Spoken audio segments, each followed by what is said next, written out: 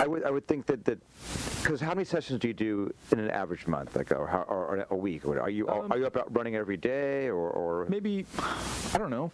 Sometimes it could be like 10 a month. Sometimes it could be 20. Okay. You know, I would think that would make it hard to create your own music because you'd be almost going back to the idea of having too much noise, making it hard to find the silence, find the space. Yeah. I would think the last thing you want to do after hearing 10, 20 different bands in a month is to make your own music. I kind of shut it off sometimes. Yeah. And then when things kind of clear out, it's like turning on a faucet. Oh, okay. Okay. I was mentioning, you're writing at the breakfast table. Mm-hmm. I don't know how many songs I wrote for Psychic Temple 3 and 4 watching UFC fights, watching like mixed martial arts. Yeah, I get that. I just sit there. For me, it's baseball, but I get that. Yeah. I love baseball too. I'm a huge Dodgers fan. Okay. I've been having a hard time after Vince Scully retired. That was painful. I'm still having that was painful, yeah. Anyway, there's something about that process where it's almost like that automatic writing thing, where like you're just watching and you're taking something in, and because you don't have to do anything, something happens, and then you kind of are pulled out. Yeah. And you're like, oh, that was cool. Right. Or some chord happens or some rhythm. And I think I try to, I totally agree with what you're saying about technology and your phone is this ever-present kind of like demon, in your pocket demanding your time and attention. All that stealing away. All those things you'd be using to kind of just drift off and go random and blank. Your phone keeps you from doing that. And I'm as bad as anybody, so I know. But that is, if you're a writer, if you're an artist, if you're creative, you need that kind of room to go drift around for a while and do nothing. And and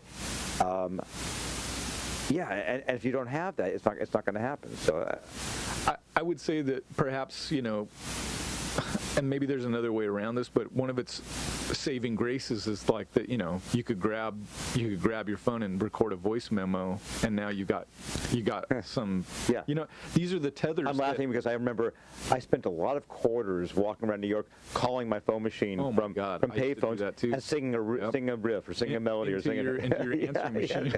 So I don't do that anymore. That is a good thing. And also, I wrote, I would say, probably most of the songs on the last Syndicate record on GarageBand on my iPad. Because again, I need surprise. If I pick up a guitar, I still write on guitar, but not as much because my fingers go to the same places. Mm-hmm. And to be honest, I think I change chords too often when I write on guitar.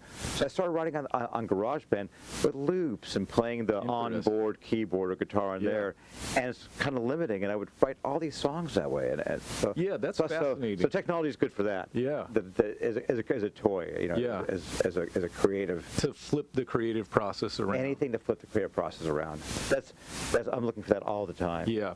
Well, it's interesting that you bring that up because when I was thinking about talking, I just kept thinking like,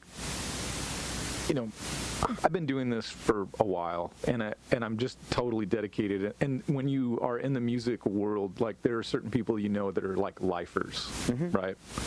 And I think when I think of that, like I sort of like look in the dictionary and I see like your picture there, and because there's something about you that was so. The first time that you'd reached out to me, I think was through Facebook or something. Just sent me a message, unsolicited, just like, "Hey, I really like your stuff," and I was like, "What a kind thing to do!" Like reaching through the digital darkness to say a kind word, It's connection. But it was it was refreshing because like. I want you to know. I mean, it's like I'm digging it. I know, but it's like, it's almost shocking because it's just sort of like sincere, and I'm always looking for like sincerity in people and their work, And then time passes, and I think you'd sort of said, hey, if you come out to New York, let me know. We'd come play a show. And then eventually you guys come out here on tour, and you ask Psychic Temple to open for you. And then we finally meet, and it was a very similar thing. I was just like, oh, like he's just a nice guy. Yeah. And I think to sort of survive in a world as sort of fickle and potentially treacherous as the music business, well, like one thing that I thought of like just today, right? You've got all these things that you're doing, but you got here like on time, and like getting to someplace on time is kind of part of it. I'm big on punctuality. Yeah, but being nice is part of it. But actually being like good is part of it. Like there are all these like strange combinations of things. If you're a lifer, like you said, to survive. Otherwise, people stop working with you. Nobody buys your stuff. You know, no record label wants to take a chance. People don't want to book you for shows. You know, there are all these like doors that can easily close. And those are all pragmatic career things, but also by being open and kind and curious and on time and present, all those things also mean you do more things. You're more creative. You're more open up to things. If you're a bundle of bitterness or misery, you know, and the thing I always say is, you know, one question I hate but do get asked in interviews a lot is, you know, well, you play in a band with people in REM, and do you look at them and say that should have been me? And I was like, you know, I said, no, because they're them and I'm me, and that's good for them, and I'm happy great they did well. Or as Peter Buck says, only one of my bands did well. He's right. He's mostly like you and me, playing in a lot of different bands, and one band did particularly well. But the point is, to be bitter, to be have a chip on your shoulder, to be driven by complaining, means you're not going to do anything. Yeah. I mean, if you're in it, if you're in it for the right reason, if you're in it because you love music, if you're in it because you want, you know, a record that, you know, I really, my peak of listening to the Psychic Temple 4 was, there's a period where I had a shoulder impingement that was really painful. I could barely move my arm about a year and a half ago. And I was walking 3 times a week about 2 miles to this physical therapist and back. And I was playing a record, walking through Queens regularly. That was like my Queens walking soundtrack thing. And I'd feel this kind of, I don't know, from the pain I was feeling, from the kind of, you know, whatever the mood of my neighborhood. That became how I saw, you know, it just, I'm like the guy who ran off with your tape down the block. You know what I mean? I was moved by the record in a very profound way. And that's why we make music, because we want It's true. We want that, to have other people feel that, or feel that ourselves. Yeah. And that's the excitement, and that's the motivation.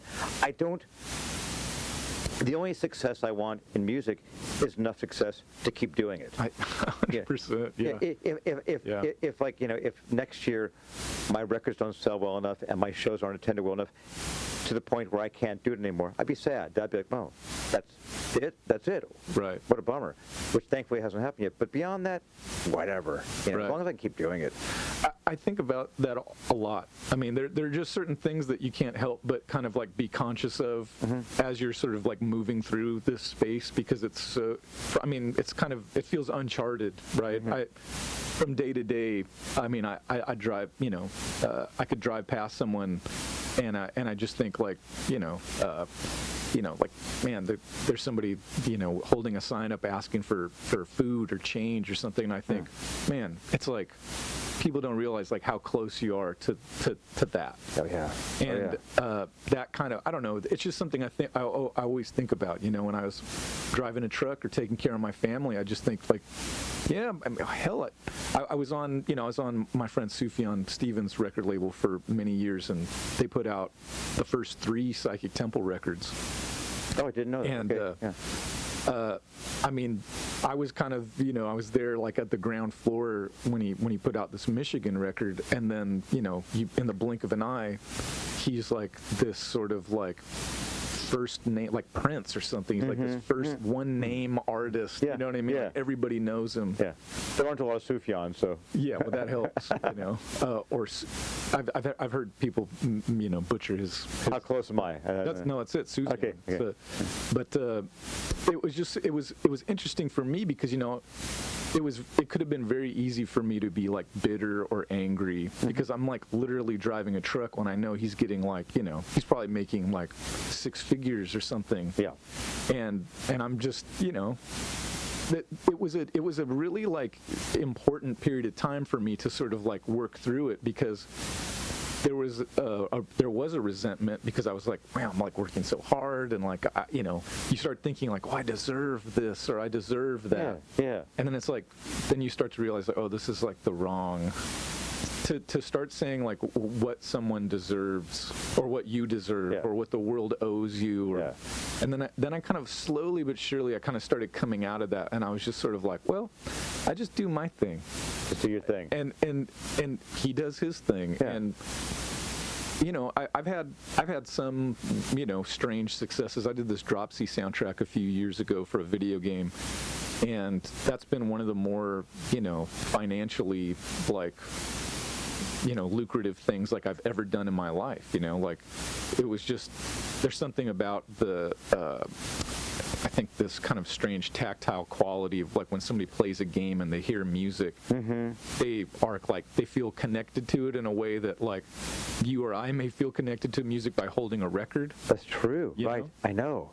That's funny, because right, 'cause you say that obviously helped you financially, but also you might have connected in that way that you want to connect with people in a way you can't even imagine. Yeah. Some kid who just like, I don't know why, but I hear this music when I play this game, and it makes me happy. Yeah. I wonder if people discovered your music from that. Do you Totally. think? People have. Yeah. Okay, good. They have a way, while, because I never play video games, but there's a way they can see who it is and all that.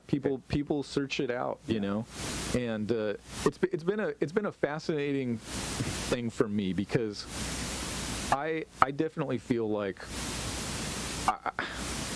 I have this kind of, you know, that Mike Watt always talks about that econo thing, you know, like I feel like that's one of the last times he was here at the studio. We were talking about that, and I was telling him that for me, like, we post our rate on the wall so that everybody knows that it's $350 a day to record here. I saw that when I came in. And the reason for that is that I would work at different studios, and they'd change their rates depending on how much they could get.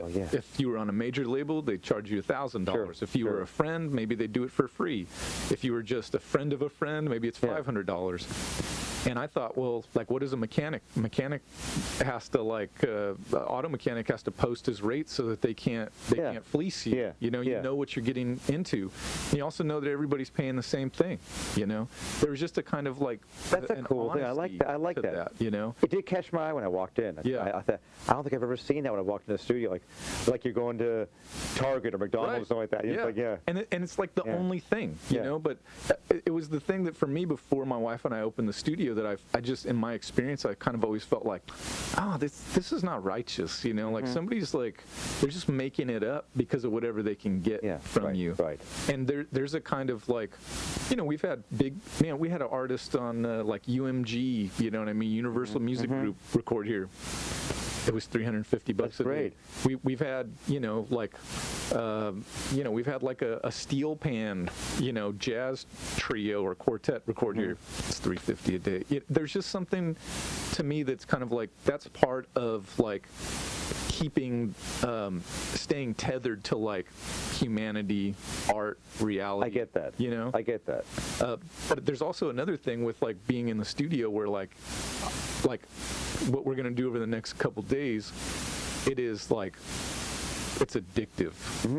And when you're making music with people in that process, and you're kind of cutting all this stuff in the room, and you're working the arrangement out, and then something happens, and then it's galvanized. And then it's like addictive is oh my god. It's like I'm so addicted I had to open a studio to do it, because I would have gone, I mean, you had your Porter studio. You could just make it. That could have been enough, you know. But you know what I mean? Like, it's like it's such a powerful and kind of like. It's a magic trick. It is a magic totally trick. magic. And the thing that's why I say again. When I all, you know, Mr. Optimism or, you know, Peter Pan or whatever, and saying that oh, you know, I don't worry about success and money and all that, which is true. But if I'm working on a song or in the studio or playing with the band and it's not clicking, I'm miserable. Oh my God, that's 100%. when it works, I'm thrilled. If I come home from a session and I've got the recording of it and I listen to it and think, listen to that. That is so cool. I'm on cloud 9. 100%. So that's where the mood swings come in. It's like the days where it's not happening, like, oh, it'll never work again. Right. Yeah, and you hate it, and then you wake up in the morning and you're ready to do it again. Yeah. I wanted to ask you a little bit, just because I thought it was so encouraging that not to give away too much, but that we're working on some music together, and as part of the Houses of the Holy record. What I find is, when people have kind of like been around for a little while, they become sort of insulated. They've got a manager, they've got people kind of like whose own livelihoods are kind of like intertwined. Oh yeah, right. And so sometimes a lot of people. Yes, yeah, and yeah. So my thought was always, well, those people, they'll always have a hard time not serving their own best interest by telling an artist or a band, don't take this risk, don't do this thing. Sure. Because if you fail or you fuck up, hey, you might fuck up my paycheck. Right. True though. Right. Yeah. And so I thought it was so refreshing that I would sort of put this crazy idea out to you, like, okay, what do you think? What do you think of like Dream Syndicate? I take over the band, and we come and record some songs and blah blah blah. And you were just like, I want to do it. Yeah. And not for 1 minute did I think like, oh, he's just lying. No. I mean, I wouldn't be that with every band in the world, but I like your music a lot. I like the way you work. I figure I'll learn something, and something will happen, and it'll be a different experience, and why not? But I feel like it's such a rare thing to find. I think I'm almost addicted to, like, I take no risks in my personal life. Really? I don't really drink. I certainly don't smoke. I don't do drugs. Oh, that kind of risk. Okay, right. Yeah. My family life is so like sedate and normal. You know what I mean? 3 kids. I've been married for, I don't know, 15 years or something. All of my risk taking is done in my art, and I'm even doing something like this for me, like, I've been stressed about it, right? I've been thinking, okay, I want to make sure they come in here, but I started thinking, well, I don't want them to be too comfortable. I don't want them to think, oh, this is what we always do. Yeah. I want to kind of like make sure that it's going to be great. We're getting all the best stuff from all of us. You know? Right. But it's so hard to find people who would be willing to take that risk together. It's like, we're jumping off this cliff together. And I just wanted to ask you. And the process will be its own. The end in itself. Yeah. What are you gonna ask about? Well, just it seems like it's part of your nature to kind of to keep jumping into new risky things. Yeah. And sometimes that's okay for you, but you managed to get the whole band on. And I think you're right. that's particularly unique. And I'm impressed, actually. I'm impressed they're doing it. I got to say, Mark has a pretty demanding job. Jason has 5 different bands and a newborn, not newborn, a 1-year-old kid now. And everybody's jumped at us. I know they like what you do. They like your music, and they figured. Also, I think it's the idea that let's see what happens. Right. Let's see what happens. I know, it's just refreshing though, because if we don't do it, we'll never know. I think that all the time. Yeah. Let's see what happens. Yeah. Like when I make a record for somebody, I just think, okay, like I know I can control certain variables, but other things, like they'll come together. I have so much trust in like the process and the people. And it's also the luxury or the perks of having done it for a long time. Do you remember? I mean, we all remember this kind of thing, but I remember making my first records, and you get to the 3rd verse and you're thinking, okay, I've made it this far. Don't fuck up. Oh my God, I'm almost there. I'm almost done, man. It's gonna. And that's the funny thing. And now I never think that. It's like whatever happens will happen. You play the song, if you hit a wrong chord. Well, of course, you can fix stuff too now, so it's not quite the same thing. But I think that's a big change. You get more comfortable with what you're doing. It's second nature. It's like It's almost like if you're always taking a risk, it seems normal. Right. I guess that's it. Right. Yeah. But I feel like it's so important not to lose the perspective of what everyone else is doing. I just think so often, so much art is so safe and boring, and mechanical, and I just think, oh, it's just this reversion to the mean. Like people are just doing, they're thinking of music as like it's a product to sell, so they do what everybody does to sell product. Right. I don't give a shit about that. I mean, I'd like to sell records, but I do it because, like, I love great records. I love people. I love working with Max Bennett or Terry Reid, or, you know, it's like, if I could do that, like, well, why wouldn't I do that? Like, why wouldn't I put a crazy session together and just see what happens? And sometimes you get, you know, that session with Max, man, we cut 4 songs with him in a day. Is that right? Yeah. That was the extent of you. That was your complete working with him, which is the 4 songs. I put a 6-piece band together. I sent him 3 songs ahead of time. He wrote out his own charts. He comes and shows up at the session with a little bag of almonds and his bass. You know, I mean, he just ripped shit. It was amazing. Everybody there was just like, oh, wow, this is great. Yeah. But we all had to do our thing, too. Right. You know what I mean? Right. Like, we could... What I'm always kind of excited about in a session, too, is like, sometimes there are people who everyone kind of defers to, like, oh, this is the guy who, like, this is the big guy of the session. Yeah, right. Like when we did the session with Jim Keltner and Mike Watt and Mike Baggetta, it was a great thing to see Mike Watt not be the big guy. Right. He was deferring to Keltner.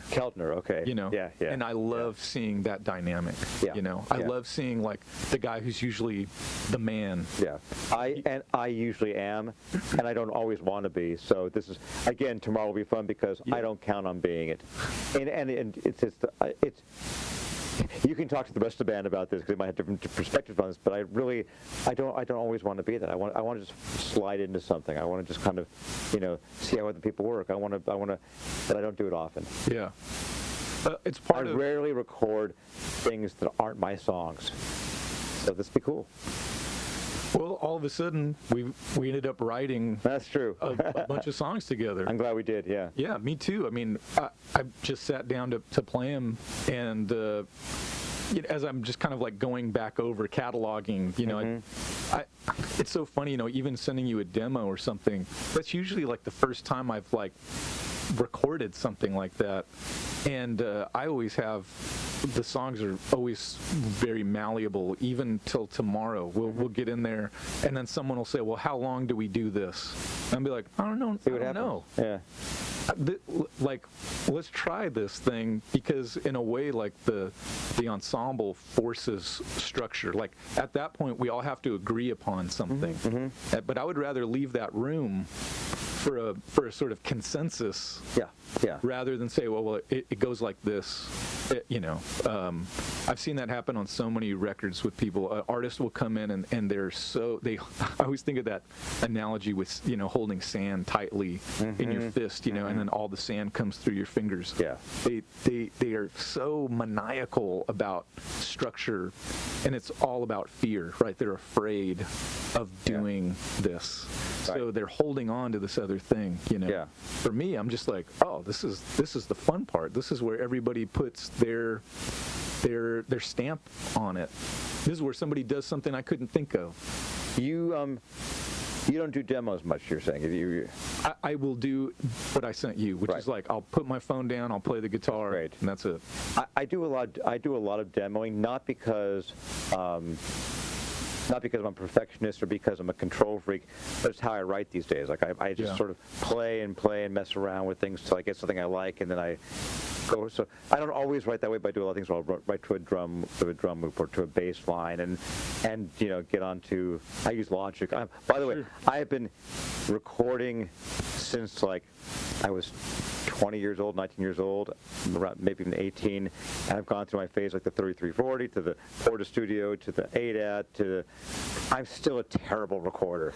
I've never gotten good at it. I just know how to do it enough to kind of get my ideas down. I use it as a songwriting tool. So I'm really just like, I have no patience for compression or EQ or making things. I just throw things down way fast. I love that demo you sent back to me with your vocal, where it was just like you just sang over what I sent you. I did, and then like threw some reverb on it. I just thought, yeah. That's how I just, but that's because that's how I write a lot.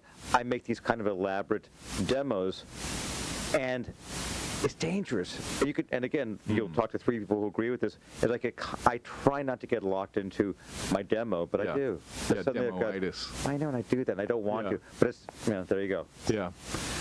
It's funny, speaking of Mike Watt, I talked to him the other day. I told you I have some surprises, You did say that. Is Mike coming by? Well, I tried. He's actually recording a record with a trio of his. Otherwise, he would have been here. But Too bad. He ended up saying something along the lines of like, at one point you guys took a car ride together or something, and he was saying like you guys ended up listening to like Creedence Clearwater Revival. I remember that. Yes, yes. It was funny because I talked to him. I said, "Oh, hey, I got Dream Syndicate coming in, and would you be, are you around this weekend? You want to swing by and maybe like jump in on something?" And he's like, "Oh man, I'd love to." He's like, "Always liked Steve, he's a great guy." And then he goes, "Oh yeah, and their drummer was the guy from Human Hands." Oh, he said that. That's funny. Yeah. And I was just like, Watt's got, man, I don't think folks know how sharp he is, man. Oh, he is. He's a big inspiration on how to do things. 100%. I feel like I've had the good fortune of like having my paths cross with a few people.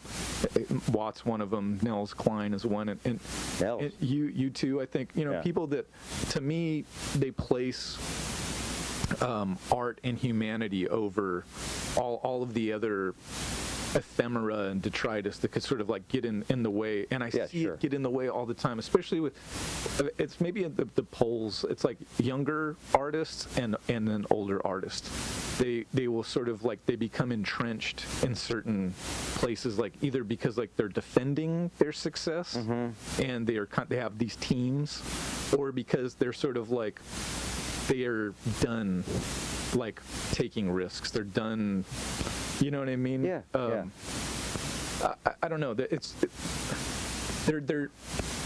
different personalities and whatnot, of course. But I always remember years ago when I did Psychic Temple 2, I went to Carol Kay, the great bassist for everybody. Yeah. Oh yeah. I went to her house. I took a lesson with her, and she was incredible, generous and funny and wild and bizarre, and just the way that she thinks of like music theory,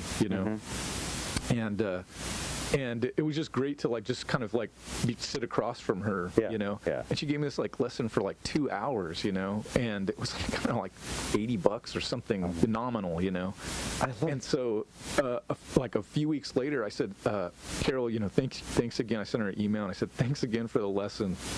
I have 2 songs that I wrote. If you'd be up for playing bass on them, I think they'd be perfect for you. I could come back out to your place. You don't have to go anywhere. We don't have to go to a studio. I can record them at your house. Here's what I can offer you.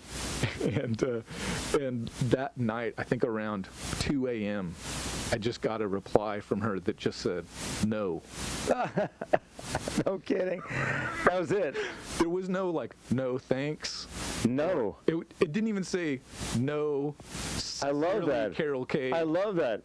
Dude, that's great. The shock of it, like it depressed me immediately, right? And then once I got over my own kind of like, I mean, I just thought, I think she's brilliant, Yeah. And then I was having a hard time imagining anybody else playing because I just thought, oh, this will be What Carol. a funny way to do it. Maybe she's just not into long emails. Maybe she's not. Whatever. I just thought it was. Now I think it's one of the funniest things. Yeah. It's fucking hilarious to think of like, her doing that. You got to write a song called No. It's just like about. Yeah. No, Caroline. Has there been a song called No? Oh, that's funny. I got that. Since she played on the original, I'm pretty sure. I need to pick up your backing band. Oh yeah. Yes. Anyway, yes. Thank you so much for doing this. And the timing was perfect. Yeah, it worked out great. Yeah. All right. Thank you. Okay, welcome.